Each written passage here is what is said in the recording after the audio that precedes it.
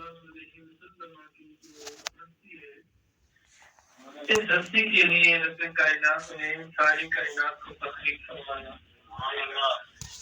نبی پاک صلی اللہ علیہ وسلم آپ کا نور مبارک جب حضرت سیدہ آمنہ کی بطن اقدس میں آتا ہے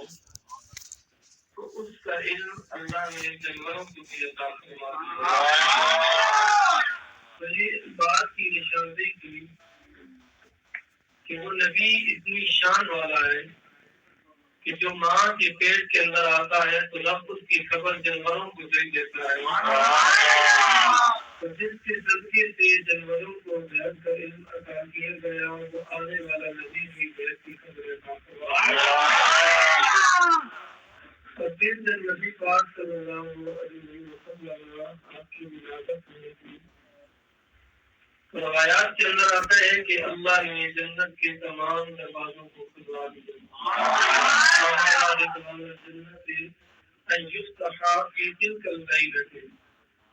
کہ اے فرشتوں آج کی رات سے تمام رحمت کے دروازوں کو کھول دو، جنت کے تمام دروازوں کو کھول دو۔ یا اللہ اس کا سبب کیا ہے؟ فرمایا کہ جس نبی کی خاطر میں نے جنت اس کائنات کو بنایا تھا وہ میرا نبی اپنی ماں کے پیٹ کے اندر آ چکا۔ اور یہ بھی روایات کے اندر ملتا ہے کہ جب نبی پاک صلی اللہ علیہ وسلم آپ کی ولادت کا وقت قریب آتا ہے تو پانیوں کے اندر رہنے والے جو جانور تھے وہ ایک دوسرے کو مبارکباد دے رہے کہ امان دنیا و سراج آلہا یبشرک، کہ تمہیں مبارک ہو کہ وہ نبی آنے والا ہے جس کو اللہ نے سراج منیر بنا کر دیا۔ اس نبی کی بشارت دے رہے تھے جس نبی کا میلاد کرنے کے لیے آج ہم سب جمع ہوئے ہیں۔ اور پھر جب نبی پاک صلی اللہ علیہ وسلم آپ کا نور پاک حضرت سیدہ آمنہ کے بطن اقدس کے اندر آتا ہے تو کمال یہ تھا کہ حضرت سیدہ فرماتی ہیں میں چلتی تو پہلے بھی تھی لیکن جو کمال محمد کے نور کے آنے سے مجھے ملا تو وہ پہلے نہیں ملا تھا۔ اے ہمارے نبی کی ماں ذرا بتا تو صحیح وہ تھا کیا جو تجھے عطا کر دیا گیا، جو تجھے مل گیا محمد کا نور آنے سے؟ تو فرمایا کہ میں جب گھر سے باہر نکلتی تھی فضل و علی غمام راتی بادل میرے سر پر اپنا سایہ کیا۔ یہ پہلے کبھی نہیں ہوتا تھا لیکن جب نبی کا نور میرے پیٹ کے اندر آتا ہے، میرے بدن اقدس کے اندر آتا ہے تو نور مصطفیٰ کا کمال یہ تھا کہ میں جب دھوپ میں نکلا کرتی تھی تو بادل اوپر سایہ کر دیا کرتے اور یزید کے پتھر میرے پاؤں کے نیچے آتا تھا وہ موم ہو جاتا تھا مجھے اس کی سب کی یہ کمال تھا حضور کا کہ دنیا میں آنے سے پہلے ہی اپنی وعدہ کو جو برکات عطا کر رہے تھے تو وہ حضور نبی کریم علیہ السلام کا صدقہ ساری کائنات میں پہنچ گئے۔ اور پھر سیدہ آمنہ رضی اللہ تعالی عنہ آپ فرماتی ہیں کہ جب نبی کریم علیہ السلام آپ میرے بطن اقدس کے اندر تھے، میرے پیٹ میں تھے، تو جب میں کنویں پر پانی لینے کے لیے جاتی تھی تو مجھے جھکنا نہیں پڑتا تھا۔ فمن ماء علی البئر، تو وہ کنویں کا پانی کنارے پر آ جاتا جھکے بغیر میں وہ پانی دیتی۔ جو ماں کے بطن اقدس کے اندر آئے پانی لینے کے لیے بھی ماں کو جھکنا نہیں پڑتا، تو جو اپنی نسبت اس نبی کے ساتھ کر لیتا ہے وہ نبی کا اس کو جھکنے دیتا ہے۔ قیامت کے دن بھی اور دنیا کے اندر بھی سرخروئی اسی کو ملتی ہے جو حضور کا ہو جاتا ہے۔ ساری کائنات اس کے سامنے جھکتی ہے کہ جو حضور کے گیت گاتا ہے اور حضور کے ساتھ ہو جاتا ہے۔ حضرت سیدہ آمنہ رضی اللہ تعالیٰ عنہ آپ فرماتی ہیں کہ جب میرے محمد کی ولادت ہونے کی آپ کا نور اقدس میرے بطن اقدس کے اندر آیا تو فرماتی ہیں ہر مہینے کے اندر اللہ کا ایک نبی آتا ہے۔ والی بات ہے ہر مہینے اللہ کا ایک نبی آتا اور فرماتا کہ آمنہ تجھے مبارک ہو، تو اولین و آخرین کے سردار کی ماں بننے والی ہے۔ آمنہ تجھے مبارک ہو، تو نبیوں کے سردار کی ماں بننے والی ہے۔ آمنہ تجھے مبارک ہو، تو خالق کائنات کے محبوب کی ماں بننے والی ہے۔ آمنہ تجھے مبارک ہو کہ جس کے لیے اس بزم کائنات کو سجایا گیا اس محمد عربی کی تو ماں بننے والی ہے۔ آمنہ تجھے مبارک ہو کہ تو اس نبی کی ماں بننے والی ہے کہ جس کا کلمہ پڑھنے والا ایک بھی جہنم میں نہیں جائے گا، پھر آپ فرماتی ہیں کہ جب نبی پاک علیہ السلام کی ولادت ہوئی تھی تو میرے پاس کوئی بھی موجود نہ تھا، اس لیے میں دیکھا کہ 4 مائیں 4 خاتون میرے پاس کھڑی ہوتی ہیں، بڑی خوبصورت چہرے والی ہیں، بڑی حسین و جمیل ہے، دراز کر گیا ان کے، کبھی میں نے انہیں پہلے اپنی زندگی میں نہیں دیکھا تھا، پریشان ہو جاتی ہوں تو کہتی ہیں پریشان نہ ہو، میں مریم جو عیسیٰ کی ماں ہوں، عیسیٰ علیہ السلام مریم ہوں، تیرے محمد کی دائی بن کر آئی۔ نبی پاک صلی اللہ علیہ وسلم کی ولادت جب وقت قریب آتا ہے تو فرماتی ہے کہ فکن تو تناب تو کا شریف ہوا، فرماتی ہے کہ میرے پاس ایک پیالہ نمودار ہوا، ایک پیالہ نمودار ہوا، فرماتی ہے کہ فشریف تو فتناب تو جو کچھ اس میں تھا میں نے پی لیا، لیکن کہتی ہے کہ وہ شہد سے زیادہ میٹھا تھا، دودھ سے زیادہ سفید تھا، اور جب اسے پیتی ہوں خارج آنے میں تو مجھ سے ایک نور نکلتا ہے اور فرماتی ہے وہ نور ایسا تھا کہ میری ساری کی روشن ہر طرف خوشبوئیں پھیل جاتی ہیں، سارا ماحول معطر ہو جاتا ہے، اور فرماتی ہے میں اپنی کوٹری کے اندر لیٹی ہوئی تھی کہ محمد کے نور کے صدقے میں نے شام کے محلات کو بھی دیکھا۔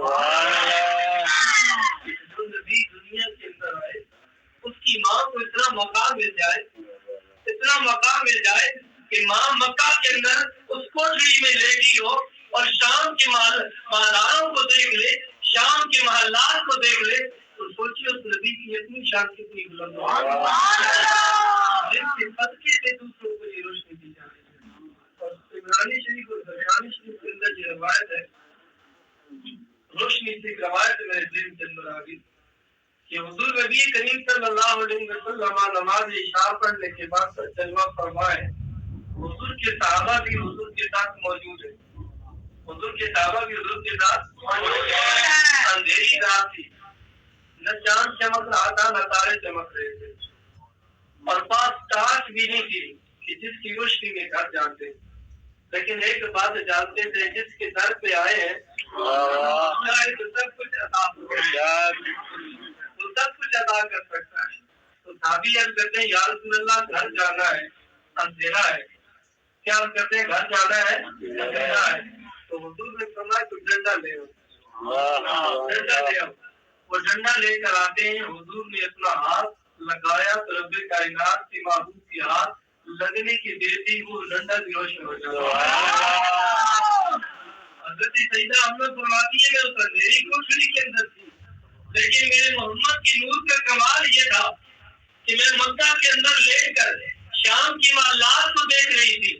ادھر اس ڈنڈے پہ ہاتھ لگتا ہے، وہ ڈنڈا روشن ہو جاتا ہے، دونوں صحابی اس کی روشنی میں چلنا شروع ہو گئے، آگے دونوں کے راستے جدا ہوتے، اب ڈنڈا ایک تھا، راستے دونوں کے جدا ہوتے، دونوں نے مختلف سمتوں میں جانا تھا، لیکن وہ صحابی تھے کہنے لگے ذرا ٹھہر جاؤ، وہیں سے دوسرا ڈنڈا لیا، اس ڈنڈے کے ساتھ لگایا تو رب نے اسی کی روشن کیا۔ یہ نور مصطفیٰ کا کمال ہے۔ سیدہ عائشہ صدیقہ رضی اللہ تعالی عنہا فرماتی ہیں میں کمرے میں حجرے میں بیٹھی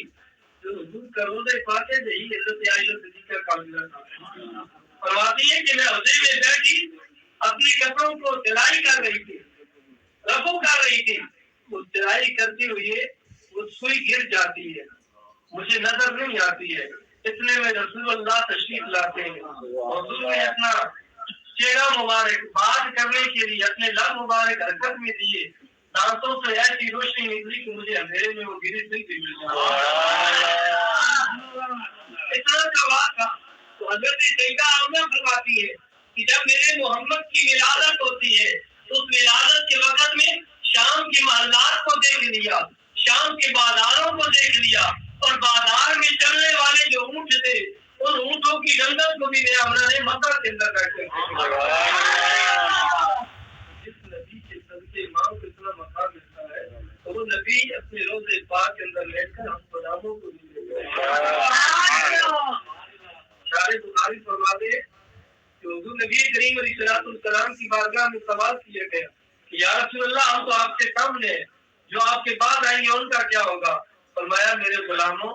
جس طرح تم اپنے ہاتھ کی ہتھیلی کو دیکھتے ہو اس طرح میں اپنی قیامت تک آنے والے غلاموں کو دیکھتا ہوں۔ تو حضور اپنے کسی غلام کے حال سے بے خبر ہے نہیں ہے،